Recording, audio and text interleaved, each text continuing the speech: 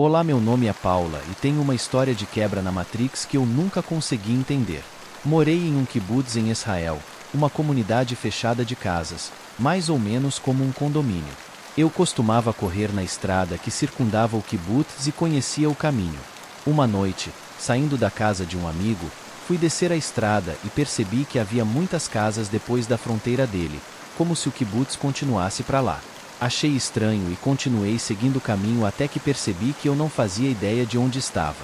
Fiquei desesperada e fiz o caminho de volta, indo para minha casa por outra rota. No dia seguinte, quando fui correr em volta do kibbutz, não tinha nada onde eu tenho certeza que vi umas 20 casas na noite anterior. Será que estive em Sete Além? Oi, meu nome é Amanda e tenho um relato para contar. Quando eu tinha 9 anos, estava vendo TV sozinha na sala. Não sei porque eu sempre espiava no canto da janela, abria a cortina e ficava olhando lá fora. Só que nesse dia eu vi um ET. Ele emitia um pouco de luz, era pequeno, pouca coisa maior que eu, olhos grandes. Eu gelei, nem sei quanto tempo fiquei ali chocada. Soltei a cortina, apaguei a luz e desliguei a TV. Não estou dizendo que fui abduzida ou algo assim, mas eu absolutamente não me lembro de nada depois disso. No outro dia, acordei na minha cama e meu pai disse que precisava me contar uma coisa. Eu nem deixei ele contar, já falei sobre o ET. Ele disse que acreditava porque tinha acontecido algo estranho. Eu tinha um coelho, que ficava em uma gaiola dentro de um banheiro na edícula. Ele tinha sido degolado. Encontraram o corpo na escada e a cabeça na garagem. Sem marcas de mordida ou algo assim. Parece que só pegaram e puxaram mesmo. Era impossível um gato abrir uma porta e uma gaiola, então não foi. E um humano menos ainda, porque a porta estava intacta. Minha mãe não acredita, mas também não tem explicação. Meu pai disse que como não ouviu nenhum barulho, não pode ter sido nem bicho nem humano. Depois disso nunca mais vi nada, mas eu fiquei bem assustada com isso. Oi. Meu nome é Christian e eu acredito que já tenha sido visitado por essas criaturas. Por alguns dias seguidos, acordei com fortes dores em diferentes partes do corpo e com a mente tonta. Parecia uma ressaca, mas eu não bebo, então era de fato estranho. Comecei a notar que apareciam marcas na minha pele, tipo manchas, roxos como se eu tivesse sido apertado ou amarrado. Achei tudo mais estranho ainda porque moro sozinho, durmo sozinho e faço tudo sozinho. Não tinha como aquilo estar ali. Desde então, comecei a ter alguns sonhos estranhos em que eu estava em laboratórios de estudo, com silhuetas quase invisíveis me examinando. O sonho era estranho pois me retratava com sonolência e eu via flashes. Nos sonhos, eu estava amarrado. Quando olhava para as silhuetas, eu acordava com as dores onde estariam as cordas. É tão bizarro que anotei esse sonho para procurar vestígios sobre isso na internet. Não encontrei material tão relevante, mas o suficiente para acreditar que eles estavam cuidando da saúde de nós, humanos. Olá, meu nome é Camila e tenho um relato para vocês. Quando minha irmã e eu éramos pequenas, começamos a ver a mesma mulher dentro de casa, loira dos cabelos longos e sempre com um vestido antigo. Quase sempre a víamos no mesmo horário, entre 2 e 4 da manhã, sempre sentada na minha cama, e sempre a víamos pelo espelho. Quando eu não via, minha irmã via. Nunca acontecia de as duas verem juntas. Durante o dia, eu ficava sozinha em casa e o som e a TV desligavam. Eu via vultos, era um verdadeiro inferno. Isso durou mais ou menos 5 anos. Depois de uns 7 anos que paramos de ver, já estávamos no candomblé, quando fomos atendidas por uma entidade que nos disse que a mulher que a gente via quando criança era dona de um objeto que tinha em minha casa, e que ela era muito apegada a ele em vida, mas que o objeto já havia quebrado. Na hora nos olhamos assustadas e falamos juntas. O espelho. Era um espelho de moldura muito antiga que minha mãe havia comprado em uma dessas casas de antiguidades. Certo dia, deu uma ventania e ele caiu no chão com tanta força que a moldura rachou no meio. Minha mãe era muito apegada e não queria jogar fora. Ficou com ele por uns 2 meses ainda tentando achar alguém que fizesse restauração. Graças a Deus, ela não conseguiu e resolveu jogar fora. Coincidência ou não, a mulher parou de aparecer em casa na mesma época em que minha mãe se desfez da moldura. Era um sábado qualquer de 2001. Eu tinha 12 anos na época e adorava andar de bicicleta pela vizinhança com meu Walkman com músicas gravadas da rádio. Era um dia de sol.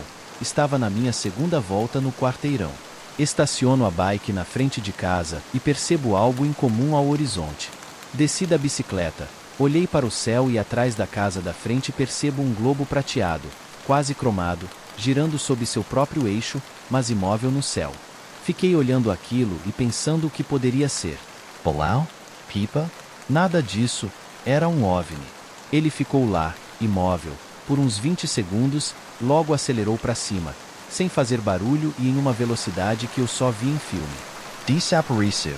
Anos depois, já adulto, busquei informações sobre o tal globo prateado e achei vídeos de várias aparições parecidas com a minha, com o mesmo objeto esférico prateado.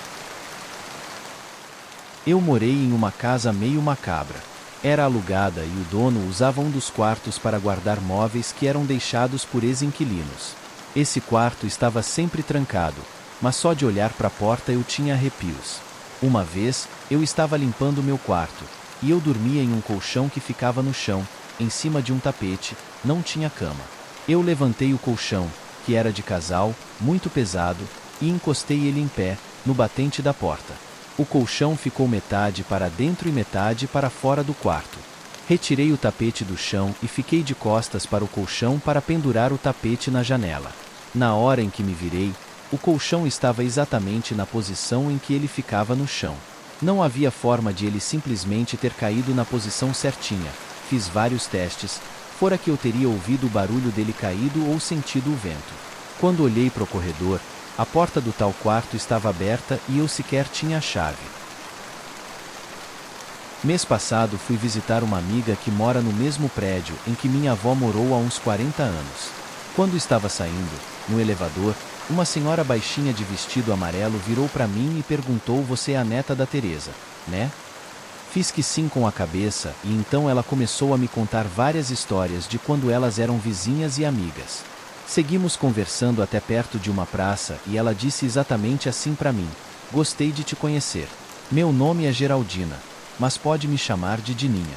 Diz para a Teresa que estou com saudades dela. Até mais." Me despedi e segui andando. Quando cheguei em casa, contei para minha avó que vi a Dininha e conversei bastante com ela. Minha avó respondeu que a tal da Dininha já tinha morrido faz tempo e ainda me mostrou uma foto dela, exatamente a velhinha com quem conversei. Depois dessa nem passo mais perto daquele prédio. E minha avó acha que uso drogas. Uma vez, tive um sonho em que eu estava com meu irmão em uma casa e nessa casa tinha uma piscina muito suja. Meu irmão disse: "Bárbara, eu duvido que você mergulhe nessa piscina." Eu fui. Durante o mergulho, eu vi um cardume vindo em minha direção e comecei a ver um relógio de trás para frente e uma voz que dizia: "Você está prestes a embarcar numa viagem astral, mas se for, talvez não consiga voltar. É por sua conta e risco." Eu resolvi ir e comecei a ver inúmeras cores vibrantes piscando. Parecia que eu estava dentro de um videogame. Nisso, eu lembrei das pessoas que amo e resolvi desistir. Aí foi a agonia. Eu tentava abrir os olhos, chegava a abrir e ver meu quarto, mas parecia que tinha alguém me puxando para dentro do meu próprio corpo. Foi agonizante, mas até que enfim consegui acordar e me mexer. Em Ohio, nos Estados Unidos, existia um fazendeiro muito rico e com muitas terras que tinha o costume de, a cada nascimento de um filho, construir um celeiro em homenagem. E assim ele fez consecutivamente com seus 6 filhos. Um tempo passou, e sua esposa novamente ficou grávida. Desse modo, o fazendeiro se dispôs a construir o 7º celeiro para a criança que estaria para chegar. No entanto, infelizmente, durante o parto, tanto a mãe como o filho faleceram, o que deixou o fazendeiro desolado e enlouquecido de dor e sofrimento. Com o tempo, o homem não conseguiu mais cuidar das suas fazendas e seus negócios e isso fez com que sua família contraísse muitas dívidas até a ponto de chegar à falência. Segundo contam, por conta de todo o desespero que assolou o homem, ele pegou um machado e matou cada um de seus 6 filhos, enterrando-os em cada celeiro respectivamente. Por fim, o fazendeiro foi até o 7º celeiro e se enforcou. Como este foi o único celeiro que se manteve em pé, Muitas pessoas relatam terem visto o fantasma do fazendeiro enforcado e balançando, como se o suicídio tivesse acontecido há pouco tempo. Essa é uma história de terror lá de Ouro Preto, Minas Gerais. O zelador e sacristão de uma igreja que ficava aos arredores de um cemitério presenciou cenas muito aterrorizantes. O homem já estava deitado para dormir, quando começou a ouvir sons estranhos que saíam da igreja. Logo, ele resolveu se levantar para ver o que estava ocorrendo. Ao chegar ao templo, o zelador viu uma luz incomum e escutou diversas vozes rezando e cantando músicas religiosas. O homem, que já estava extremamente assustado, observou com maior atenção os fiéis presentes naquela cerimônia. Então, percebeu que não eram pessoas, mas sim esqueletos. Certa noite, um senhor indo para casa, de madrugada, avistou uma mulher linda na estrada. Mesmo alcoolizado e com as vistas pouco nítidas, ele achou que ela era muito atraente. Então, a mulher chegou perto do senhor e pediu um cigarro. Entretanto, ele não tinha o que ela havia pedido, mas continuaram a conversa por mais algum tempo. Após muito papo entre os dois, o homem se aproximou mais a fim de encostar nela para poder beijá-la. Quando isso aconteceu, ele percebeu que o corpo da mulher era muito magro. Em seguida, um pouco assustado com a magreza, o senhor observou melhor e percebeu que aquela mulher, na realidade, era uma figura do além. Ele, então, saiu correndo desesperado em direção à sua casa. The House of Death fica em Nova York, Estados Unidos. Foi construída em 1874 e, tempo depois, dividida em apartamentos. Contam que nela moram 22 espíritos. Entre eles, o escritor Mark Twain, que viveu ali por um ano. Quem conta essa história diz que é possível vê-lo acompanhado de seu gato. Os inquilinos já narraram diversas experiências vividas no edifício, como Jean Biant Bartel, uma garota que se mudou para lá com seu companheiro em 1957.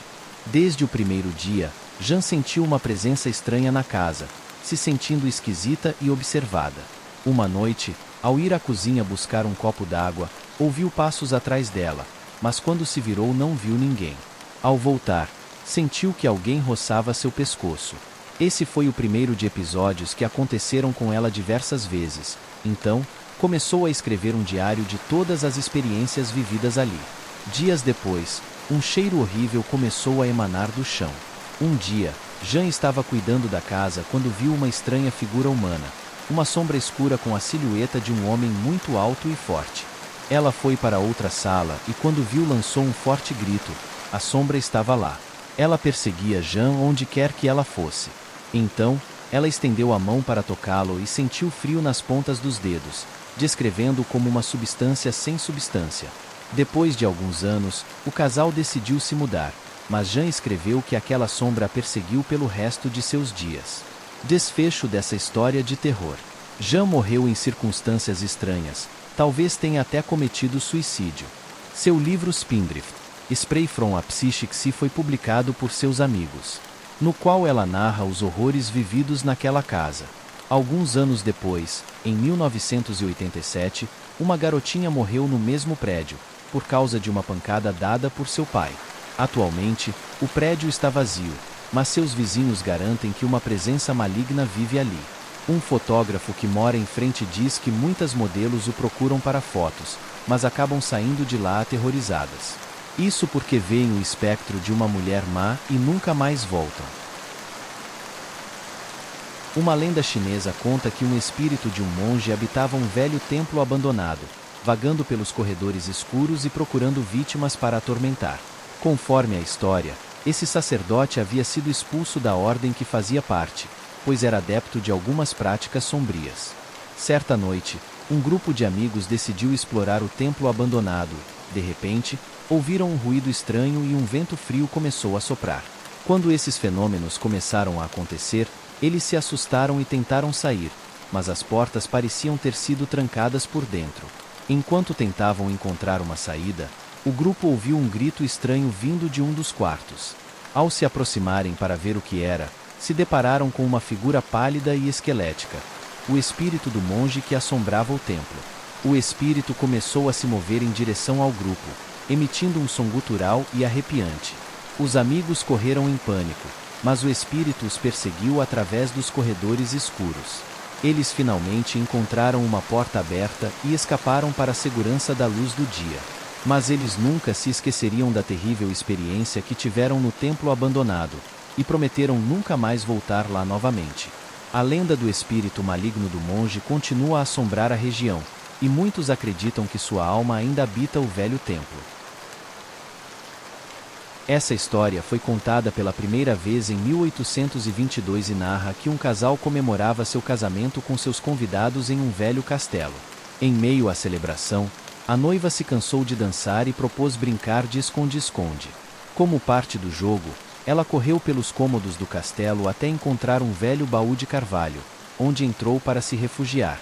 No entanto, assim que ela se acomodou no móvel, a tampa se fechou com força, e a moça não conseguiu abri-la, o que a deixou meio desconfortável, mas, em um primeiro momento, imaginou que logo a encontrariam. Depois de um tempo que estavam brincando, o noivo e os outros convidados se deram conta de que a mulher não aparecia e, então, procuraram por todos os lugares do castelo. No dia seguinte, as buscas ainda continuaram, assim como nos próximos dias, semanas, meses e anos.